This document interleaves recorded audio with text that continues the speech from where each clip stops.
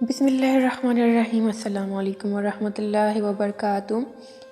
امام علی علیہ السلام نے فرمایا، اے لوگوں، رمضان کا انتظار کرنا اور استقبال کرنا مومن کی نشانی میں سے سب سے عظیم نشانی ہے۔ تو ایک شخص کہنے لگا، یا امام علی ایسے کیوں؟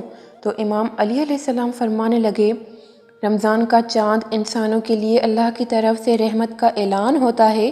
یاد رکھنا، جب رمضان کا چاند آسمان پہ ظاہر ہوتا ہے تو فرشتے اللہ کی رحمتیں خزانے اپنے ہاتھوں میں لیے زمین پر پھرتے رہتے ہیں کہ کون ہے وہ اللہ کا بندہ جو اس رحمت کے مہینے میں اپنے گناہ معاف کروائے گا، اللہ کی رحمت کے انعامات لے گا، اپنی حاجتیں دعائیں قبول کروائے گا۔ اے شخص، جب بھی رمضان کا چاند دیکھو تو 21 مرتبہ سورہ فاتحہ پڑھ کر اپنی وہ دعائیں مانگو جو تم مانگنا چاہتے ہو، کیونکہ اللہ اس وقت انسان کی ساری دعائیں قبول کر لیتا ہے۔